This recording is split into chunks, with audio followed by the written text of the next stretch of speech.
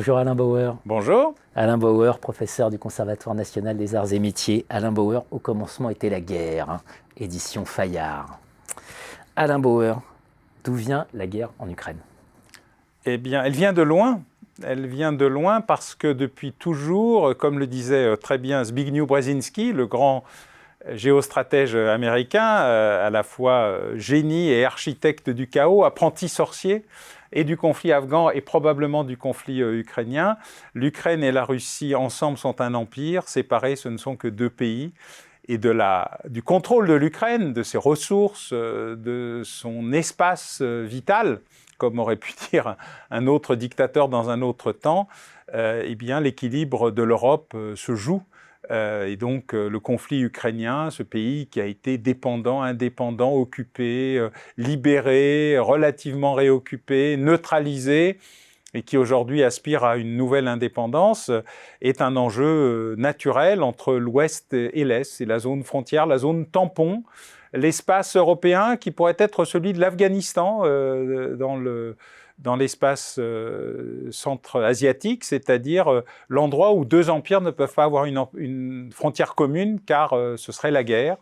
Et le fait que l'espace intermédiaire soit ballotté est un élément qui construit le conflit. Et dans ce cas précis, le conflit est né de la démocratisation de l'Ukraine et puis d'un impensé stratégique qui était son désarmement. Quand l'Ukraine a désarmé en 1994, le mémorandum de Bucarest, il y en a eu plusieurs, a désarmé l'Ukraine qui était la troisième puissance nucléaire du monde. La troisième puissance nucléaire du monde.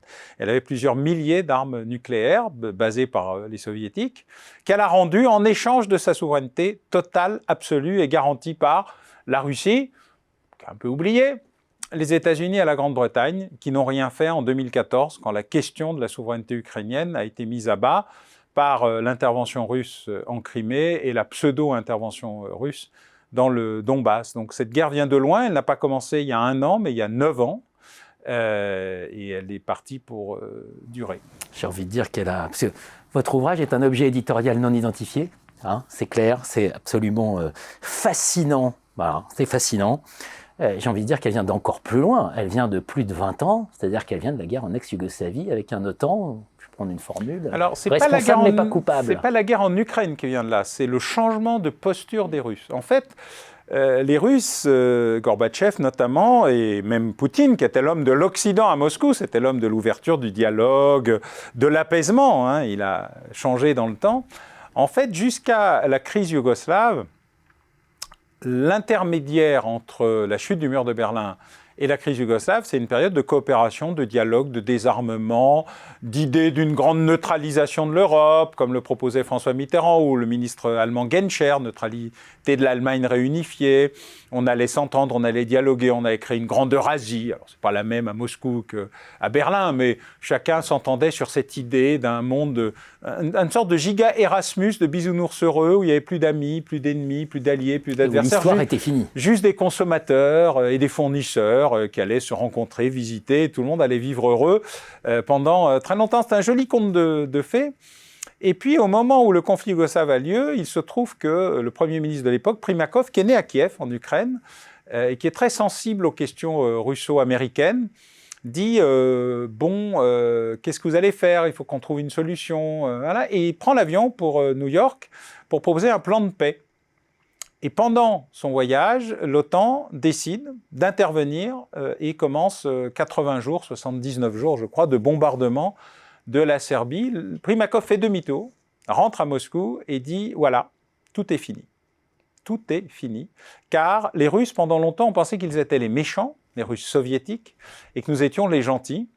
Et la remarque qui est faite à Moscou ce jour-là, c'est « Nous venons de découvrir que nous étions les mêmes. » Et donc, s'ils sont capables de faire ce qu'ils vont commencer à faire en Serbie, sur un pays ami, allié, orthodoxe, frère, c'est donc qu'ils sont capables de tout. Donc, un jour, ils nous attaqueront, donc il faut qu'on se prépare à les attaquer. Et donc, Primakov définit une doctrine qui sont les endroits où on ne doit pas bouger et où toute avancée de l'Ouest est un signe de la guerre à venir. Kaliningrad, l'enclave russe en Europe, l'Ukraine et la Géorgie. Et au fil du temps, ces 3 zones rouges n'ont jamais bougé. Et depuis 1999, les Russes continuent à nous dire la même chose sur on peut discuter de tout sauf de ça. Alors ils ont un impensé qui est qu'ils seraient originaires du russe de Kiev. Les Varegs n'étaient pas plus russes qu'ukrainiens et donc cet impensé n'a aucun sens, mais ils y croient. Pour eux, c'est l'Alsace et la Lorraine, l'Ukraine, c'est comme ça qu'ils le pensent. C'est à la fois un problème de foi, de territoire, de continuité, d'unité. Alors, il se trouve qu'une partie de l'Ukraine est composée plutôt de Polonais, Lituaniens, catholiques et le reste orthodoxe. D'ailleurs, les lignes de vote sont assez clairement identifiées, sauf depuis l'arrivée de Zelensky qui a réussi à surpasser ces divisions pour obtenir son raz-de-marée électoral initial et maintenu au niveau parlementaire. Mais historiquement, il y a une division très nette.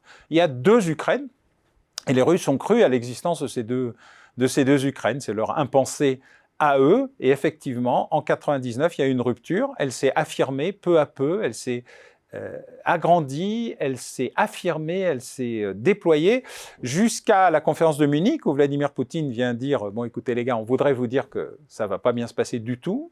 Et il vient à Bucarest au sommet de l'OTAN pour dire ce que j'ai dit à Munich, ce n'est pas des blagues, quoi. Nous allons vraiment nous énerver ».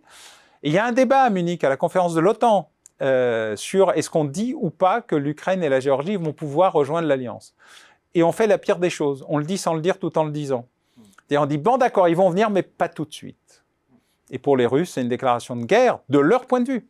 Et depuis ce moment-là, ils se préparent à l'affirmation militaire, économique, stratégique de ce qui allait suivre. Et nous ne regardons pas et nous n'y croyons pas sur le thème, mais non, ils ne vont pas le faire. Voilà donc d'où vient la guerre en Ukraine. À défaut de savoir où elle va, parce qu'on ne va pas, vous dites, c'est un art très compliqué, la prévision, on va essayer d'en tirer aussi quelques leçons. Merci Alain Bauer. Merci.